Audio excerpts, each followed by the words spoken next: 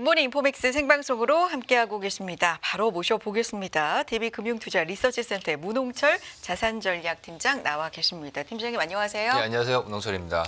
얼마 만입니까?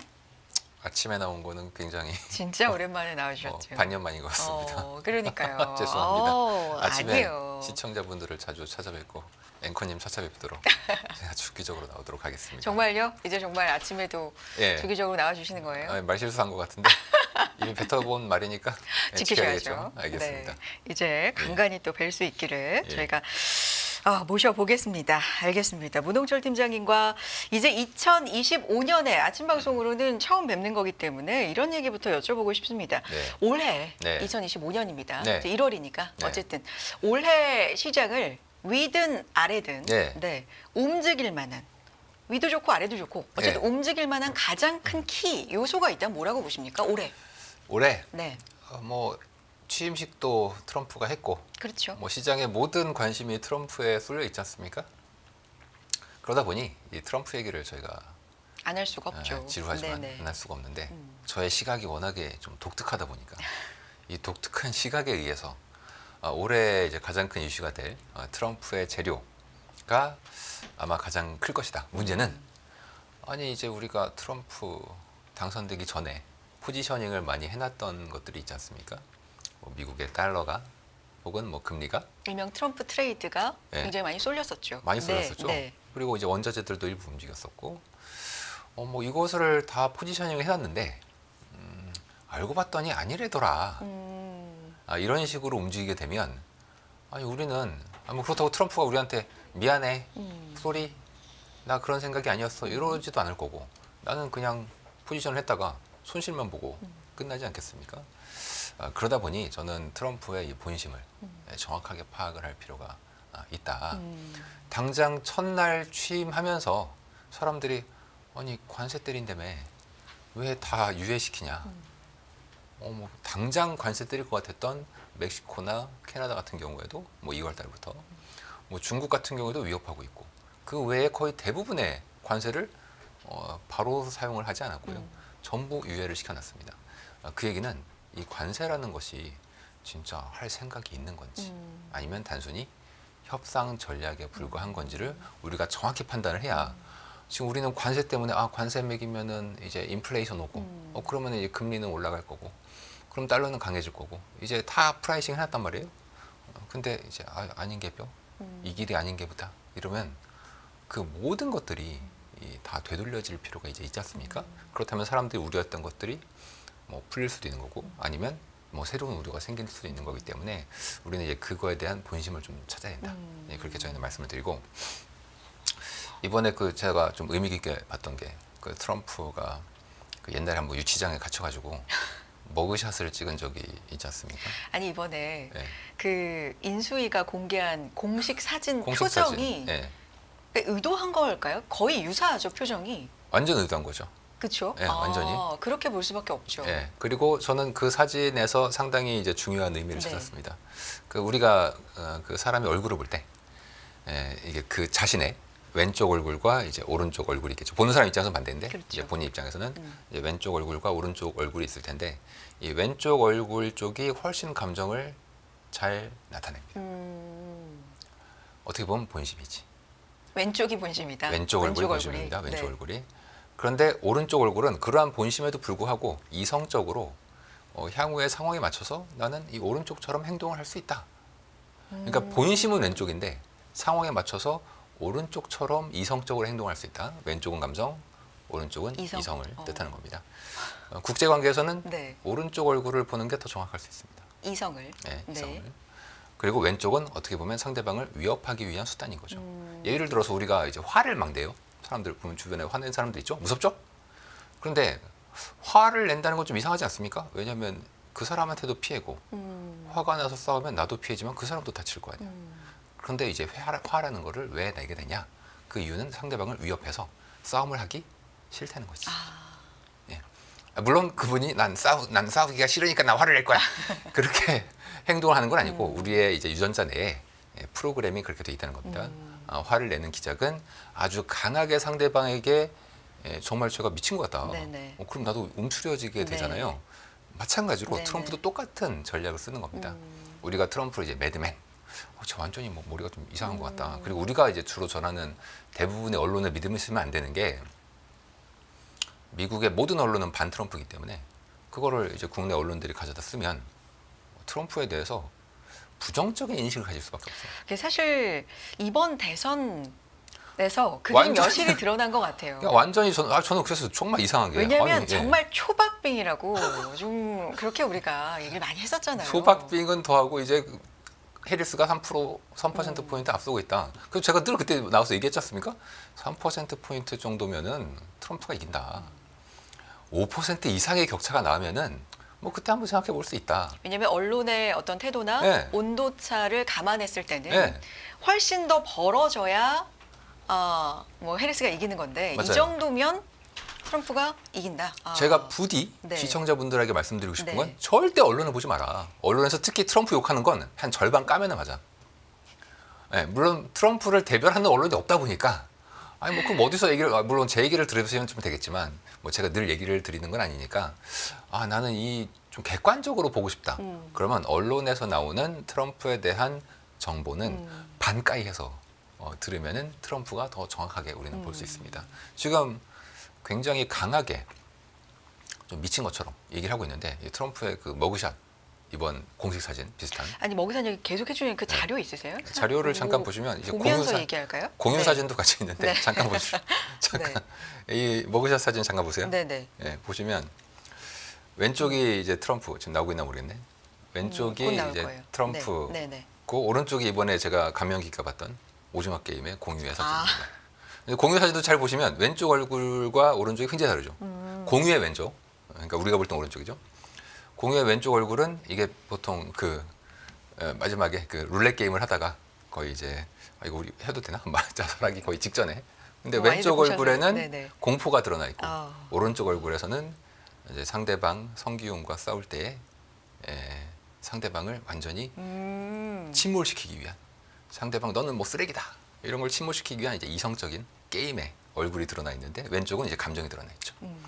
왼쪽 얼굴은 분명히 감정이 들어 있습니다. 마찬가지로 트럼프도 보시면은 왼쪽 얼굴이 좀 더 눈이 크죠. 그리고 상대방을 위협하는 듯한 쳐다보는 듯한 감정의 눈이 있고 오른쪽 눈은 상대적으로 이성적입니다. 이성적입니다. 조금 더 날카롭게 뭔가를 보는 네. 듯한. 좀 더 이제 국제 관계에서는 분명히 외국인으로 그렇게 네. 생각을 해야 되니까 그런 점에서 그 시청자분들도 꼭 생각하셔야 될 거는 이게 위협 수단인지 진짜 할 건지 우리가 진지하게 고민해야 됩니다. 그런 면에서 제가 이제 늘 말씀드리는 게 관세는 위협일 가능성이 꽤 있다. 물론 안 매기진 않을 거예요. 매기진 할 거예요. 1차 트럼프 이제 1기 때도 중국에 대해서는 관세를 매겼지 않습니까? 근데 굉장히 이제 위협을 해서 실제 매길 것보다는 상당히 적게 매겼죠. 뭐 이번에도 저는 비슷하게 흘러갈 것 같습니다. 협상 수단이 될 협상 것이다라는 수단. 말씀이세요? 뭐 캐나다 같은 경우에서도 뭐 여러 가지 석유와 관련된 협상 수단 그리고 멕시코에서는 이제 이민자와 관련된 협상 수단이 되겠죠. 이 협상 수단을 어떻게 하느냐에 따라서 결과적으로 관세를 사실상 거의 유야무야가 될 가능성이 있는데 문제는 이미 프라이싱을 해놨단 말이지. 뭐 저는 관세는 디플레라고 생각하는 입장이지만 전 세계에서 그렇게 생각하는 사람 저밖에 없고 모든 분들은 관세, 수입물가 상승, 인플레 이렇게 잘못 생각하고 계시죠. 잘못. 뭐 전 세계가 다 그렇게 생각하는데 제가 잘못했다고 하니까 뭐 맞나 모르겠네요. 뭐 이건 시청자분들이 스스로 판단하십시오. 남들이 다 예라고 할 때 아니라고 전 아니라고 하시나요? 하는 사람입니다. 이게 뭐 제가 이제 가끔 뭐 나와서 말씀을 드리지만 이게 뭐 근거 없이 그렇게 말씀드리는 건 아니, 아니고요. 그럼요. 자료 항상 보여주시죠. 인류의 역사에서 네. 늘 관세는 디플레적으로 작용했습니다. 자, 인플레래. 그래서 금리랑 달러 다 올라가 있었어요. 만약에 안 해. 관세 안 하고 협상을 했어. 그러면 금리랑 달러가 순식간에 떨어지지 않겠습니까? 아니 그러면 우리는 지금 동안 금리 환율, 그러니까 환율이죠. 달러 강세는 이제 환율이 올라가는 거니까 우리나라 환율도 최근에 이제 많이 높았다가 뭐 어저께부터 시작해서 네네. 이제 많이 떨어지고 있잖아요. 그게 취임식의 모양새를 보아하니 관세를 많이 이거 안 하는 거 아니야? 그러면 달러가 그리고 미국채 금리도 떨어지는 게 맞겠죠. 그러면 우리가 그동안 여러 가지 전략을 세우실 때 네. 저는 금리 환율을 보는 입장이니까 전략을 짜는 입장에서는 금리 환율은 아니다. 이게 꽤 아래쪽으로 미국 금리 기준으로 아래쪽으로 움직일 가능성이 있고 그러면 여러분들이 올해 모든 사람들이 금리 오른 미국 재금리 기준으로 한국 아니고요. 미국 금리 기준으로 이거 오른다고 생각했었는데 그러한 생각이 바뀌게 될 가능성이 아주 클 것이다. 근데 만약에 트럼프가 진짜 관세를 때린다 쳐요. 일단 때린다 쳐. 그러면 금리가 뭐 당장은 뭐 오를 수 있겠죠. 하지만 저는 아니 물건의 이동을 방해하는데 그게 어떻게 인플레냐. 오히려 경제 활동 전체가 굉장히 다운되면서 경제에 오히려 둔화 국면으로 가게 될 것이다. 물건의 이동을 방해한다는 게 구체적으로 어떤 거예요? 쉬운 얘기로. 이제 관세를 매기게 네. 되면 중국이 철강 예를 들어서 철강을 뭐 미국에 수출을 해서 팔고 있었어요. 이제 중국산 철강에 관세 매길 거야. 우리 미국에 있는 US 스틸의 철강을 써. 그러면 관세를 매기는 순간 중국 철강이 US 스틸보다 더 비싸질 수도 있지 않습니까? 그러면 갑자기 이 이동하던 그 모든 활동이 단절되는 거죠. 미국 내에서 US 스틸을 따로 써야 되겠죠. 근데 여기서는 이제 어떤 문제가 또 있냐면 무역이 둔화되는 것도 있죠. 근데 더 큰 게 있습니다. 가령 미국의 자동차 회사가 중국산 철강을 좀 싸게 그리고 뭐 질도 괜찮아 쓰고서 차를 만들었었는데 어쩔 수 없이 관세 때문에 US 스틸의 철강을 비싸게 주고 사야 돼. 근데 질이 별로야. 그러면 이 차량의 경쟁력은 떨어지겠죠. 안 팔려? 그러면 아니 이 질 나쁜 차를 누가 사겠습니까? 그러면 오히려 이 자동차 회사는 나중에 공장을 닫고 노동자를 해고하고 생산 활동이 약화되겠죠. 자, 그렇다면 생각을 해보세요. 관세를 매겨서 US 스틸의 생산을 한 철강을 쓸 때 그 US 스틸이 고용하는 노동자의 뭐 이런 것이 좀 있겠죠. 그리고 중국에서 미국을 하던 이 철강은 이제 사라지게 되는 거겠지. 그런데 미국의 자동차 산업의 경쟁력은 약화되겠죠. 자, 관세를 매기기 전에 효율적으로 돌아가서 미국도 자동차 산업의 경쟁력이 유지되고 생산이 이루어졌을 때와 비교해서 관세가 매겨졌을 때와 그렇지 않았을 때 과연 어느 게 더 피해가 클까요? 제가 이민과 관세를 거의 똑같은 효과라고 보고 있는 게 이게 그래서 여러분들이 이 복잡계라는 경제를 관세, 인플레. 네. 이민자 추방, 인플레. 임금 상승. 그렇게 경제가 흘러가지 않는다니까요. 너무 행복하게도 이와 관련돼서는 과거에 수많은 연구 결과와 역사가 있습니다. 여러분 우리가 글로벌 무역을 한 지 500년이 넘었잖아요. 그리고 미국은 이민을 받아들인 지가 300년이 됐단 말이에요. 그럼 그 사이에 수많은 이민 금지 정책, 그리고 받는 정책이 왔다 갔다 했어요. 실제로. 관세도 마찬가지고요. 보호무역을 했던 시기, 자유무역을 했던 시기가 있습니다. 그럼 그때 사례만 봐도 우리는 관세와 이민의 영향이 어떻게 될지를 알 수 있는데 지금 그런 얘기 한 사람 봤습니까? 여기 있잖아요. 저 혼자 얘기하고 있습니다. 저 혼자 과거에 이민이라는 것이 혹은 관세라는 것이 오히려 디플레적인 영향을 미쳤다라는 것을 얘기하는 사람이 저 혼자밖에 이제 없다는 거죠. 제가 하나만 말씀을 드리면 자료 한번 보여주세요. 하나만 보여드리겠습니다. 5페이지 그림을 잠깐 이제 보시면 제가 아까 과거 역사가 많다 말씀드렸죠. 반이민 정책이 되게 많았습니다. 미국에서. 지금만 있었던 게 아니고 과거 300년 동안 반이민 정책이 수도 없이 많았어요. 그중에 가장 연구자들이 좋아하는 사례가 1880년, 뭐 한 140년 전이죠. 이때 중국인 고용을 하지 마. 고용 배제법이 있었습니다. 당시에는 중국인이 이제 폭발적으로 미국으로 이제 들어왔었는데 미국 사람들 입장에서는 중국인이 우리의 임금을 낮춘다. 불만이야. 이렇게 생각을 했죠. 그렇다면 그 당시에 중국인 고용 배제법을 도입한 주가 대부분 서부에 있었거든요. 그러면 이게 너무 좋지. 왜냐하면 동부에 있는 주들은 이 법을 도입하지 않았으니까. 그래서 비교를 한번 해봤습니다.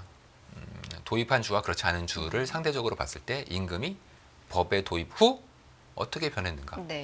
왼쪽에 있는 차트가 점선이 중국인 배제법을 도입한 시점 그리고 그 시점을 기준으로 해서 시간이 지나니까 이 서부에서 이 법을 도입한 주들의 임금이 오히려 떨어져. 아니 뭐 중국인들의 임금이 떨어지는 건 뭐 그래도 말이 된다고 쳐요. 근데 보시면 백인들의 임금도 떨어집니다. 이게 지금 얘기하는 거건 정반대지 않습니까? 네네. 아니 이민을 안 받아들이면 임금이 오른다며. 그런데 이 그림은 정반대 얘기라고 있죠. 그러니까 싼 노동력이 나가니까 네. 비싼 내국인 노동력으로 채워야 되니까 임금이 오른다라는 게 단순하게 뭐 이 논리잖아요. 단순한 근데 거 아주 단순. 아주 단순하게. 너무 단순한 너무 거예요. 단순하게. 너무 이게 아니 지금 적용이 안 되는 거잖아요. 반대로. 실제로는 정반대가 돼버립니다. 그러니까 이 그래프 네. 상으로는 그렇죠. 그러니까 이유가 있을 거 아니에요. 그 이유는 여러분들이 이렇게 이 복잡계를 보실 때는 뭐 제가 종종 말씀을 드리겠지만 복잡계를 보실 때 판단 기준을 제가 하나를 드리겠습니다. 아주 간단한 판단 기준. 이 정책이 사람들의 경제 활동 욕구를 활성화시키냐, 막냐 이렇게 보면 돼요. 아, 내가 돈을 많이 벌고 싶어. 이게 저는 정부의 역할은 축구장의 플레이그라운드를 잘 만들어주는 역할, 그리고 심판을 세우고 룰을 만드는 거. 이걸 잘하면 알아서 깔아주는. 플레이를 해. 네네. 지들이 알아서 그냥 플레이하고 치고받고 하면서 경제 활동이 잘 이루어져요. 그런데 정부가 지가 거기서 뛰어. 플레이어로. 물론 선수들이 너무 유치원생이야. 그래서 어쩔 수 없이 내가 이끌어줘야 돼. 이럴 때는 효과가 있어요. 그게 효과가 있어. 예를 들어서 이제 개도국 같은 경우에는 정부 주도에 성장이 많이 되는데 그렇지 않고 우리가 어느 순간에 다다르면 그 이상의 발전을 하기 위해선 정부는 개입을 최소화하고 플레이그라운드를 잘 만드는 데 영향을 줘야 됩니다. 왜 이민이 이렇게 오히려 임금을 떨어뜨리냐? 이건 너무나도 제가 볼 때 당연한 겁니다. 예를 들어서 우리나라에 농번기에 수확을 할 때는 대부분 외국인 노동자가 시골에 가서 일을 하시죠. 뭐 노동력이 좀 많이 필요한 네. 일들에 늘. 심지어 쌀 수수할 때도 이제 워낙에 고령자분들이 그렇죠. 어르신들이 계시다 보니까 힘쓰는 일들은 다 이제 외국인 노동자가 한단 말이에요. 예를 들어서 뭐 러시아 이제 큰형님들이 오셔가지고 힘 잘 쓰시는 분들이 시골에서 농번기 때 수확을 이제 하세요. 힘이 너무 세. 근데 정부가 갑자기 이제 해외 노동자 금지 다 추박 했다 쳐요. 자, 그러면 이 러시아 형님들이 돌아가셨어. 그러면 사람 어디서 구해? 그 시골에 가서 일을 하려면 우리나라 내국인들한테 굉장히 높은 임금을 줘야 되지 않습니까? 네. 그러면은 그러면 임금 오르잖아요. 아니요, 그렇게 되지 않습니다. 왜냐하면 생각을 잡으세요.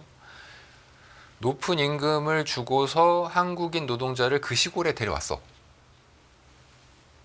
수확을 했어요. 네. 팔았어. 네. 안 남아. 음. 임금이 너무 높아서. 네. 그러면 이 농부로 일하시는 어르신께서는 아휴 이거 남지도 않고 품만 들고 안 할랜다. 생산을 아예 안 해요. 예. 밭을 갈아엎습니다. 음. 자, 그러면 아예 생산 활동이 사라지고 네. 고용 자체가 사라지게 됩니다. 그러면 전반적으로는 경제 활력이 떨어져서 임금이 떨어지게 되죠. 여기에 미국은 하나가 더 붙어요. 뭐냐면 아까 제가 말씀드린 그 러시아 형님 혹은 우리 오징어 게임의 알리 같은 분들은 돈을 벌면 자기는 어차피 파키스탄 돌아갈 거죠. 송금을 합니다. 하거나. 네. 송금을. 미국에 있는 노동자는 눌러 앉아요. 미국에. 가족을 오히려 미국으로 불러들입니다. 자, 불러들였어요. 그러면은 소비하죠. 임금 받았으니까 그걸로 집도 사고 차도 사고 애 교육도 시키고 심지어 세금도 내. 자, 이러한 활동이 만약에 이민자를 막거나 추방을 하게 되면 다 사라집니다. 그럼 미국에도 이제 그 어르신이 있겠죠. 그 농부. 그래서 농부가 이 멕시코 노동자 이용해가지고 우리가 돈을 벌고 있었는데 더 이상 경제 활동을 할 이유가 없다. 그냥 집에 가서 쉬시고 이 밭은 갈아엎게 되는 겁니다. 이러한 활동들이 이루어지기 때문에 우리가 이 정책이 사람들의 경제 활동 욕구를 높이느냐의 기준으로 여러분들이 접근을 하셔야지 정확한 경제의 실제 흐름을 보실 수 있다. 그런데 이제 팀장님의 지금의 논리를 들어보면 네. 이해가 돼요. 네. 왜 이렇게 생각을 하시는지 네. 논리가 이해가 되는데 이 인플레이션을 걱정하는 건 임금만으로 자극이 되는 건 아니잖아요. 그럼요. 예. 예를 들면 지금 논리라면 수확 자체를 안 한다, 네. 밭을 갈아엎는다. 네. 그러니까 수요는 있는데 공급이 떨어지면 네. 이것도 인플레이션 하나의 요인 아닙니까? 수요 자체가 떨어지죠. 수요도 떨어진다. 왜냐면은 아까 말씀드렸던 이 농부 입장에서 어르신의 수입이 사라지죠. 멕시코에서 와서 미국에서 일하시던 분이 소비했던 것이 다 사라지죠. 즉 수요 자체가 같이 사라지게 돼 있습니다. 결과적으로는 똔똔을 찾아서 가거나 사실은 실제로는 더 마이너스 효과가 수요 쪽에서 마이너스 효과가 더 크기 때문에 결과적으로는 우리는 경제활동을 열심히 하면 우리가 경제활동을 하면 보통 공급 측면을 생각을 하시는 경우가 있는데 공급과 수요는 반드시 맞아서 돌아가게 돼 있습니다. 그 이제 경제학에서 얘기하는 균형의 원리인데 우리가 보통 공급이 수요를 창출한다는 얘기를 하지 않습니까? 근데 이게 좀 상식과는 다르잖아요. 수요가 있어야 공급하는 거 아니야? 근데 반대도 됩니다. 공급이 수요도 창출합니다. 즉 경제에서 제가 그러다 보니까 이제 방금 말씀하신 것처럼 이런 식으로 하면은 뭐 공급이 줄는 것도 아니에요. 근데 그러니까. 반대로 수요가 주는 것도 있죠. 네. 이렇게 하다 보면 이렇게 왔다 갔다 하면서 이게 제가 이제 세미나 같은 걸 하거나 고객을 만날 때 이제 애널리스트들이 늘 반대 논리가 있기 때문에 A 얘기하면 B 얘기하고 B 얘기하면 C 얘기해서 이제 이러면서 이러면 끝이 없어. 저는 이런 논리를 뭐 저도 하고 있는데 이게 그냥 약간 말잔치 같은 느낌이 들어. 그래서 제가 늘 말씀드리는 게 그거예요. 복잡계는 접근하는 방식이 해당 정책이 인간의 경제활동 욕구를 증진시키냐. 이 기준이 가장 중요합니다. 대표적으로 이거를 파괴하는 게 예를 들어서 이런 게 있어요. 정부가 지출을 늘렸다. 자, 정부가 지출을 늘렸다. 이것은 얼핏 생각하면 지출을 늘리네? 수요가 증가하네? 그럼 경제가 좋아지겠네? 이런 생각을 하시는 경우가 있습니다. 그게 꼭 그렇잖아요. 왜냐하면 가령 세금을 늘릴 수 있잖아요. 정부는 돈이 없으니까. 그럼 세금을 늘리면 그것은 경제에는 활력을 떨어뜨리는 쪽이 되는 거죠. 그래서 우리가 경제를 볼 때 이 정책이 진짜 경제나 인플레의 플러스냐 마이너스냐는 제가 방금 말씀드린 그 기준 사람들의 경제활동 욕구를 증진시키냐 아니면 꺾냐 이 기준으로 접근을 하시라고 제가 부디 당부를 드리겠습니다. 그래서 지금 걱정하고 있는 인플레이션은 오히려 걱정거리가 아니라 디플레이션 요인일 수 있다. 디플레가 특히 사실 더 걱정이죠. 네. 왜냐하면 인플레이션을 잡는 건 되게 쉬워요. 반면에 디플레이션을 다시 정상 상태로 회복시키는 건 우리가 이미 코로나 전에 경험을 해보셨듯이 굉장히 어렵습니다. 그러니까 우리가 나무 토막에 끈이 달려 있다고 했을 때 당기기는 쉽지만 나무 토막을 끈으로 밀기는 어려운 어렵다. 것처럼 이 디플레이션이 오히려 훨씬 더 큰 위험일 수 이제 있는 거고 뭐 적어도 이제 금리 미국채를 거래하시는 분들은 최근에 이제 미국채 금리가 또 오르고 이러니까 아이고 뭐 별로 먹을 것도 없네 손해 보네 이렇게 생각하시는 분들이 심지어 그걸 3배 레버리지로 또 하시고 오니까 그렇게 레버리지는 쓰지 마세요. 다만 채권은 미국채는 지금 너무나도 싸다. 우리나라 채권 금리는 굉장히 밑에 떨어지고 있고 미국채 금리는 혼자 오르고 있는데 아니 원래 글로벌 금리가 이렇게 거꾸로 갈 수가 없어요. 자 그러면 얼핏 생각할 때는 야 그래도 미국이 큰 나라니까 미국이 맞겠지. 근데 역사적으로는 반대입니다. 오히려 한국의 금리가 먼저 가고 미국의 금리가 나중에 한국을 따라와요. 이게 좀 이해가 안 되실 수 있는데 네네. 그건 너무 당연한 겁니다. 왜냐하면 한국 경제는 전 세계 경제의 카나리야. 카나리야. 왜 외국인 투자자가 매월 1일에 발표되는 한국의 수출 데이터를 그렇게 중요시 여기냐? 전 세계 수요를 한국의 수출 데이터가 가장 빠르게 먼저. 보여주기 네. 때문에 그런 겁니다. 즉 미국이 오히려 늦게 움직여요. 미국 금리가 뭐 오른다고 해서 진짜 인플레가 오고 금리가 계속 오르려나 보다 이렇게 생각하지 마시고 실제로는 한국을 다른 나라들이 따라가게 될 것이다. 이렇게 생각하시는 게 조금 더 앞으로의 좀 먼 미래를 볼 때는 맞는 거고 그렇게 된다면은 이제 인상이라는 게 너무 가까이서 보면은 이제 하루하루 움직임에 굉장히 슬프고 불안하죠. 반면에 길게 봐요. 그러면 앞으로 금리는 많이 떨어지고 디플레가 올 거네. 근데 지금 금리를 너무 높게 주네. 그럼 이제 원형적 사고를 한번 해보겠습니다. 긍정적으로. 이거 완전 럭키비키잖아. 왜냐하면 싸게 살 수 있잖아. 금리 채권을 너무 싸게 살 수 있잖아.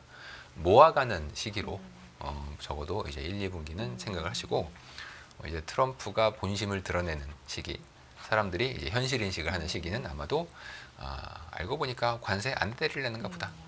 이민 제한은 디플레이션의 원인이기도 하고 어쩌면 결과일 수도 있습니다. 따라서 금리는 너무 과하게 우리가 반영을 했나 보다.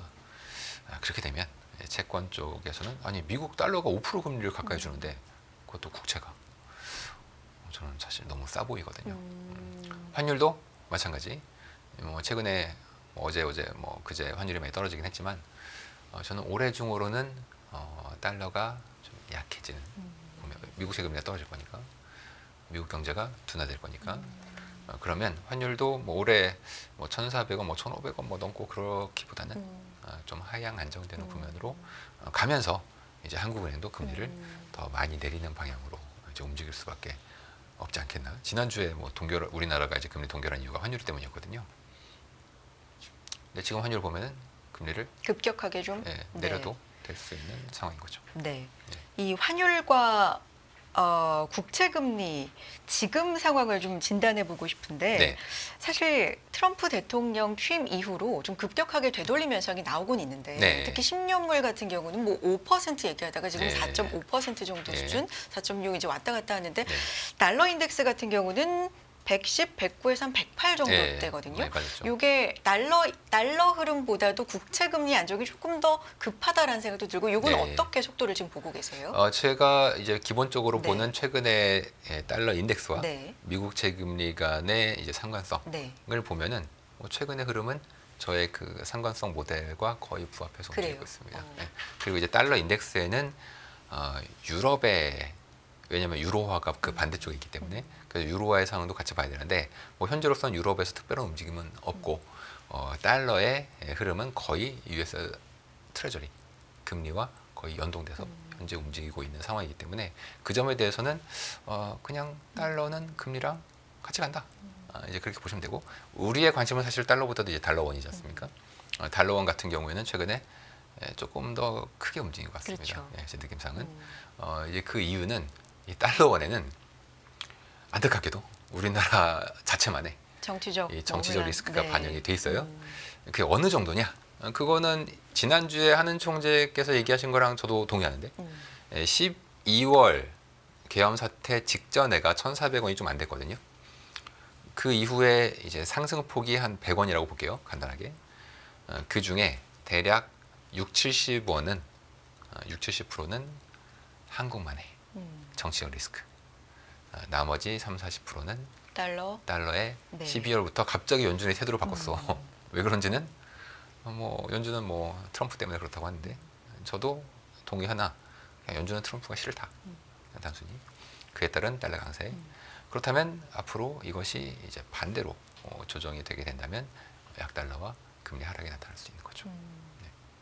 그래서 지금 같은 경우는 달러가 조금 더 네. 약세가 될 수 네. 있고 우리 같은 경우는 급격하게 며칠 동안 좀 내려오는 흐름이 있었는데 네. 이게 네. 조금 더 내려올 네. 수 있다라고 보시면 이제 올해 되게 주의하셔야 될 네. 게 트럼프가 아까 이제 왼쪽 얼굴에서 굉장히 감정적인 흐름을 얘기할 건데 실제로는 이제 오른쪽처럼 갈 본심을 봐야 가능성이 된다. 있거든요. 그러다 보니까 이게 2016년 트럼프 1기 당선되고 17, 18년 그때도 금융시장이 굉장히 왔다 갔다 했거든요. 트럼프가 한마디 하면 이건가? 그렇죠. 근데 나중에 가보니까 아니야. 그럼 이건가? 그러면서 금리가 정말 뭐 상하폭이 너무나도 컸고요. 거기다 트럼프랑 파월이랑 막 싸워대니까 그럼 이제 사람들이 트럼프 말 들어야 돼? 파월 말 들어야 돼? 이러면서 이제 혼란스러웠고 너무 힘들었거든요. 저는 힘들지 않았는데 시장은 굉장히 힘들었습니다. 네네. 이번에도 똑같은 일이 벌어진다. 아직 FOMC 시작은 안 됐지만 네. 올해도 파월과의 관계 뭐 관전 포인트 중에 하나긴 하죠. 잠재적인 대단히 나쁠 것이다. 사이가. 일기보다 더. 그래서 올해의 굉장히 중요한 테마 연준과 트럼프 간의 이제 엄청난 전쟁이 벌어질 텐데 이 전쟁에서 또 사람들은 트럼프 약달러 금리 인하 많이 하라고 하네 이렇게 돼. 근데 파월은 막 인플레이션 우려 아니래. 또 싸울 거잖아요. 그러면 여기서 이제 갈팡질팡 할 거잖아요. 그러면 여기서 이제 중심을 우리가 잡아야 되잖아요. 저는 아까 이제 기준을 말씀드렸지만 경제를 보는 눈은 정치인들이 훨씬 정확합니다.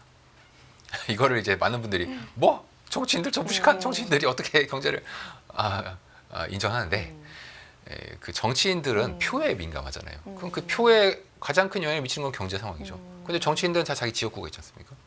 그럼 자기 지역구의 경제 상황을 바로 피부로 느끼는 사람들입니다. 이 정치인들은 그 사람들 뭐 똑똑한 걸 뭐 자제하고 그런데 이제 저를 포함한 뭐 중앙은행이나 이코노미스트들은 뭐 이게 책상에 앉아가지고 뭐 숫자가 이렇게 어떻게 나왔네 뭐 그 숫자 보고서 보면은 그 숫자 과거 데이터고 문제는 그 숫자가 틀렸어. 그 기억나세요? 지난 8월에 미국이 1년간 창출했던 고용의 82만 건이 허수였대. 기억나세요? 뉴스? 수정이 네, 하향 수정을 1년간을. 그렇죠. 네. 아니 1년간 82만이면 한 달로 치면 거의 7만 건인데 한 달에 7만 건이 이게 장난입니까? 그래서 미안하다는 얘기도 안 해. 그래서 고용 지표에 대해서 이거 매달 나오는 거 믿을 수 있어라는 생각이 그때 굉장히 많이 근데 쌓여져 믿잖아. 있었죠. 그러니까요. 이번 달 초에 발표된 뭐 25만 건이라고요? 와 큰일 났다. 저는 그거 왜 보는지 잘 모르겠어요. 저는 안 봅니다. 뭘 봐야 돼요? 그러면 그럼 안 보시면 뭐 보시는 거예요, 팀장님은? 저는 그것보다는 음. 월 중순에 발표되는 네. 구인 건수, 구인이지. 네, 구인 건수. 구인 건수. 네, 미국의 잡 포스팅을 한 네. 사람들이 그 졸트 기업이죠. 말씀하시는 네, 졸트. 거예요? 네, 기업이 얼마나 구인을 하고 있느냐, 사람을 찾느냐. 왜냐하면 이 구인 건수하고 남부에서 들어오는 불법 이민자하고 같이 대보면 둘이 똑같이 갑니다. 이 얘기는 미국에선 절대 할 수 없는 얘기인데 미국은 자국 내에 부족한 인력을 불법 이민으로 충당합니다. 이거 미국에서 이런 얘기하면 큰일 나요. 저는 한국이니까 이런 얘기하는 거예요. 그래서 저는 사실 바이든이 만약에 당선이 안 되고 트럼프가 연임을 했더라도 이민자는 거의 비슷하게 늘었을 것이라고 생각하는 입장입니다. 왜? 구인 건수가 이민을 결정하기 때문에 그렇습니다. 문제는 이민이 최근에 급격하게 떨어지고 있는데 그 얘기는 구인 건수가 뭐 데이터 보시면 아실 거예요. 굉장히 빠르게 떨어지고 있습니다. 미국 내에서도 더 이상 노동 수요가 없다. 그렇다면 뭐 매월 나오는 비농업 고용 뭐 잘 안 보니까 근데 어차피 안 좋다는 게 이미 구인 건수에서 나타나고 있는 거예요. 그렇다면 미국의 노동이나 뭐 임금이 오른다든가 네. 뭐 노동이 좋아서 뭐 경제가 좋아진다든가 혹은 인플레가 온다든가 이런 걸 생각할 이유는 별로 저는 없다. 그렇게 소수견으로 말씀을 드리는 거죠. 항상 이렇게 좀 다른 의견을 네. 제시해 주셔서 네. 하지만 근거와 함께 좀 귀 기울여 듣게 되는데 오늘 네. 여기까지 들어야 될 것 같고요. 또 모실 때까지 좀 주목할 만한 부분이 있다면 네. 시장 전반적으로 일단 기업 실적이 어느 정도 받쳐준다는 네. 미국 중심으로 네. 가정하에 네. 거시적으로는 그렇다면 우리가 주목할 만한 네. 단기적인 이슈는 뭐가 있습니까? 뭐 FOMC 얘기를 뭐 안 할 수는 없겠지만 다음 주. 다음 네. 주 FOMC 뭐 당연히 매파적일 겁니다. 네. 앞으로 파월과 동결을 하면서 매파적일 것이다. 네. 네. 파월과 트럼프는 이제 전쟁한다. 이렇게 보시면 되고 2월 달에 그 아까 제가 지난 8월에 미국의 고용 지표를 대규모 하향 수정했다고 말씀드렸죠. 이게 8월에 있고 2월에 있습니다. 1년에 두 번 해요. 그래서 2월 달에 아마 미국의 비농업 지수의 1년치 수정이 대폭 하향될 겁니다. 네. 또 그러면은 사람들이 뭐야 우리가 그동안 지표 좋은 줄 알았는데 아니었어? 이런 얘기를 또 이제 하게 될 거란 말이에요. 또 수정될 지표. 네, 수정될 지표. 그래서 이 지표에 대해서도 너무 믿지 마시고 우리가 좀 다른 시각으로 좀 비판적으로 바라볼 필요가 이제 있다. 그렇게 두 가지 설명드리겠습니다. 알겠습니다. 오늘 여기까지 듣겠습니다. DB금융투자 리서치센터의 문홍철 자산전략팀장 함께했습니다. 말씀 고맙습니다. 예, 감사합니다.